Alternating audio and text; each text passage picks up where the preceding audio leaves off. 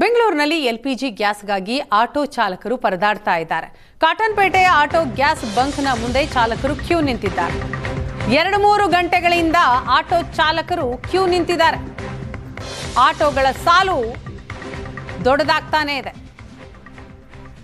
ಕಾಟನ್ಪೇಟೆ ರಸ್ತೆಯಲ್ಲಿ ಆಟೋಗಳು ಕ್ಯೂ ನಿಂತಿರುವ ಹಿನ್ನೆಲೆಯಲ್ಲಿ ಟ್ರಾಫಿಕ್ ಜಾಮ್ ಕೂಡ ಉಂಟಾಗಿದೆ.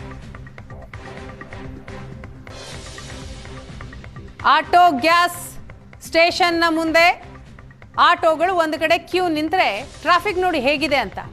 ಆಟೋಗಳದ್ದೇ ದೊಡ್ಡ ಜಾಮ್.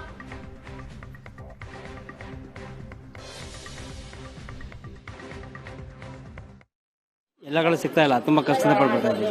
ಕೇರ್ಪುರಮಿಂದ ತಳ್ಕೊಂಡು ಬಂದಿದ್ದೀನಿ ಮೇಡಮ್, ಕೇರ್ಪುರಮಿಂದ ತಳ್ಕೊಂಡು ಬಂದಿದ್ದೀನಿ. ಎಲ್ಲಿ ಗ್ಯಾಸ್ ಸಿಗ್ತಾ ಇಲ್ಲ. ಕ್ಯೂನಲ್ಲಿ ನೋಡಿದ್ರೆ ಅಷ್ಟು ಕ್ಯೂ ನಿಂತಿದೆ. ಎಲ್ಲಿಂದ ಹಾಕ್ಸೋದು, ಏನು ₹1 ಸಂಬಂಧ ಮಾಡಕ್ ಆಗ್ತಾ ಇಲ್ಲ. ರೇಟ್ ನೋಡ್ರೆ ₹120 ಹಾಕಿದ್ದಾರೆ, ಇವಾಗ ₹135 ಮಾಡ್ತಾ ಇದ್ದಾರೆ. ಈಗ 1.5 ಗಂಟೆಯಿಂದ ಲೈನ್ ನಿಂತಿದ್ದೀವಿ. ಈಗ ಮತ್ತೆ ಇಲ್ಲಿಂದ ಹೊಡುವಾಗ ಇನ್ನೊಂದು ಅರ್ಧ ಗಂಟೆ, ಮಧ್ಯಾಹ್ನದಿಂದ ಸಾಯಂಕಾಲ ದುಡಿಬೇಕು.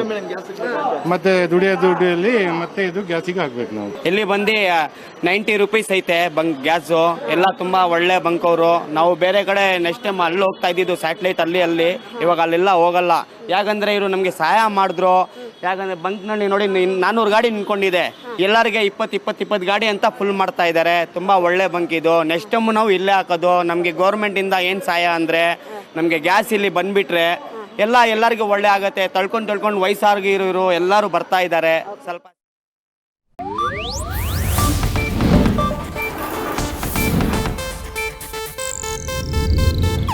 ಇದು ಏಷ್ಯಾನೆಟ್ ನ್ಯೂಸ್ ನೆಟ್ವರ್ಕ್ ಪ್ರಸ್ತುತಿ.